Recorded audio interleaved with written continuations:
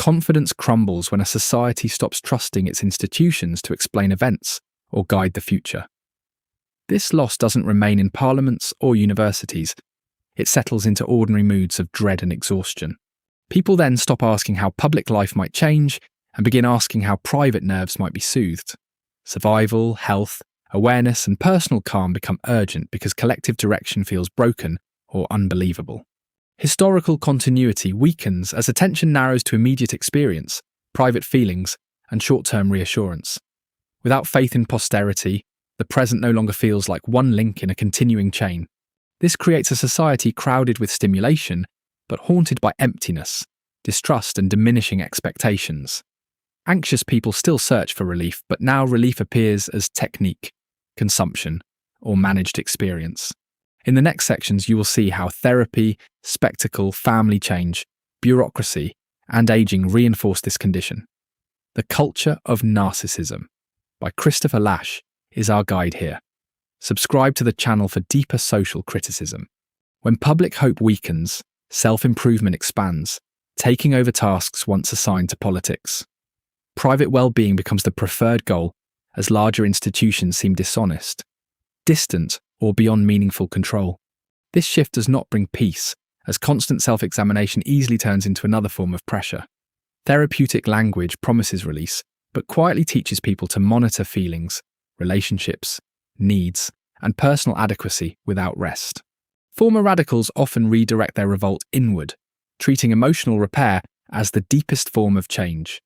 Even rebellion becomes a search for identity, validation, psychic security, and permission to feel real. Confession multiplies under these conditions, but disclosure does not always deepen understanding or strengthen responsibility. Instead, self-exposure can slide into performance, turning inner life into display, charm, and managed vulnerability.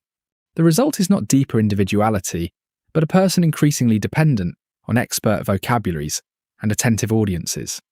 Politics then shrinks into lifestyle, while self-examination grows into a routine that never reaches satisfaction.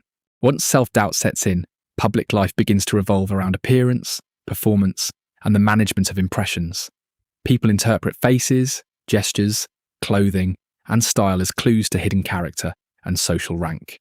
Every encounter feels like a test of authenticity, as though conversations were interpretive. Public signs lose their impersonality and become mirrors in which everyone searches for confirmation. Celebrity thrives because admiration seems to promise a stable self without difficult achievement. Famous figures offer the fantasy of being loved completely, visibly, and without the burdens of mutual obligation. Politics transforms into spectacle, theatre, publicity, and endless struggles over image and credibility. Citizens learn to distrust prefabricated performances and remain surrounded by them in media and institutions. Ordinary life follows the same pattern, with people acting for audiences while doubting themselves and others. The world then feels less like shared reality and more like a hall of reflective surfaces. Work once honoured dignity through discipline, competence, and achievement that could accumulate over years and generations. Now, advancement seems increasingly linked to image, social agility, and skill in psychological manipulation. Success still speaks the language of merit, but it often rewards charm, poise, and strategic self-presentation. This alters the emotional texture of ambition, as rivals must be outplayed rather than outworked. Social life no longer offers relief from competition. Instead, it becomes another arena for ranking and tactical advantage. Advice at cocktail parties, assertiveness training, and intimacy manuals all treat human contact like contested terrain. The person who appears relaxed may actually be calculating position, audience, and leverage with exhausting precision. Pleasure under these conditions becomes suspect, as it often hides a quieter struggle for dominance and insulation. Achievement itself fades from view as people learn to market personality more aggressively than substance. If this analysis sharpens your understanding of work and status games, subscribe to the channel for more grounded insights. As competence weakens in one area, decline spreads outward into leisure, sport, schooling, and everyday decision-making. Play loses its seriousness when it becomes a purchased escape, disconnected from common life and shared standards. Sport then shifts from a disciplined contest to entertainment, sensation, and assimilation into the world of show business. Education follows a similar path, as mass schooling promises uplift, but erodes intellectual standards and critical thinking. Schools expand opportunities in name, but often narrow substance into mere adjustment, sorting, and credential management. Instead of deepening mastery, institutions teach people to rely on systems they cannot meaningfully evaluate. This dependence fuels confusion, as formal credentials rise even as confidence in competence falls. People are certified more frequently, but they are less certain about what they actually know or can do. A culture that loses faith in workmanship starts substituting managed appearances for tested ability. Subscribe to the channel if you want more analyses of how institutions weaken judgment while promising improvements.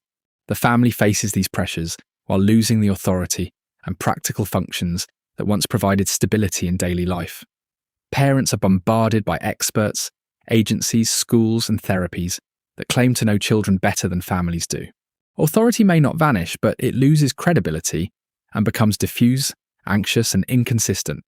Children encounter rules without trusted models, leading to insecurity that gathers around fantasy, dependence, and punitive inner demands. The absent father matters not just as a missing example, but as a distortion in psychic development. Early fantasies harden when daily correction, ordinary limits, and believable authority fail to materialize. Mothers and children can become trapped in an overmanaged intimacy that weakens initiative and self-reliance. Families avoid conflict, stage togetherness, and cling to images of normality borrowed from outside themselves. The home becomes both a refuge and a training ground for the same dependency that later reappears in public life. Inner security struggles to grow where authority feels hollow, and care primarily manifests as supervision. Personal relationships do not escape this pattern, because intimacy now carries impossible emotional and political demands. While sex loses older restraints, freedom does not automatically create tenderness, trust, or ease. Men and women ask more from each other, bringing greater self-consciousness and resentment into every exchange. Companionship becomes an ideal so elevated that ordinary friction feels like betrayal or personal failure. The feminist awakening exposes real subordination, and it also removes old conventions without instantly creating better ones. Once those conventions are rejected, disappointment becomes sharper, because compromise now looks morally suspect. People want sex, compassion, and understanding together, but many relationships cannot bear such concentrated expectations. That mismatch turns desire into accusation and converts private pain into a continuing war of interpretation. Even togetherness becomes strained when closeness is asked to repair injuries caused by the wider social order. The result is not liberation alone, but intimacy burdened by strategy, vigilance, and repeated rage. Aging becomes particularly frightening in a society that no longer values the continuity between generations. Older people are often pushed toward redundancy at home and at work, then told to embrace this as growth. Parenthood loses public significance as children are expected to outgrow their parents by declaring them obsolete. Retirement, which appears as freedom on the surface, often conceals social superfluity and cultural dismissal. Therapeutic advice encourages new hobbies, fresh identities, and cheerful acceptance of constant reinvention. While this counsel sounds humane, it quietly asks people to cooperate in their own replacement. Wisdom loses its standing when knowledge is treated as temporary, instrumental, and always about to expire. Without the prospect of posterity, memory becomes harder to transmit, and old age feels less like inheritance than disposal. The cult of growth then turns resignation into a smiling moral duty rather than a contested social condition. This is why the fear of aging reveals the same crisis of continuity found everywhere else in the culture. Bureaucratic society rewards a new kind of manager who governs without sounding openly authoritarian or severe. He advises, nudges, and manipulates while presenting control as friendliness, expertise, and procedural necessity. Power becomes harder to resist because domination now works through guidance instead of direct command. Those lower in the hierarchy sense the manipulation, but often blame themselves more than the system. They have absorbed a grand picture of open opportunity, which turns structural defeat into private inadequacy. The same pattern shapes welfare institutions, schools, offices and therapeutic programs that organize modern dependence. People are promised self-fulfillment while being trained to need administrators, experts, and managed routines. Narcissism flourishes here because insecure selves require applause, support, and reflection from the very systems that weaken them. Freedom under these conditions becomes a supervised performance, rather than the exercise of durable independence. A culture of managed dependence can celebrate individuality, while steadily reducing the ground on which it stands. The core argument is that private insecurity and public disorder are not separate crises but one condition. Narcissism is not merely vanity, it stems from dependence, weakened authority, and the collapse of historical confidence. Therapy, celebrity, spectacle, managed work, brittle intimacy, and anxious aging all reflect the same damaged continuity. People seek rescue through self-attention, but this only intensifies the need for mirrors, audiences, and experts. That is why freedom feels thinner, even as societies constantly speak about choice, awareness, and expression. What is lost is durable competence, joined to memory, responsibility, and a believable future beyond the present moment. A healthier life would require more than just better feelings. It would need stronger forms of common life.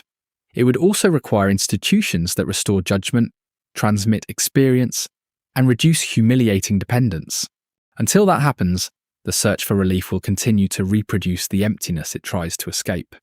Subscribe to the channel for more careful readings that connect private anxiety to the structure of public life.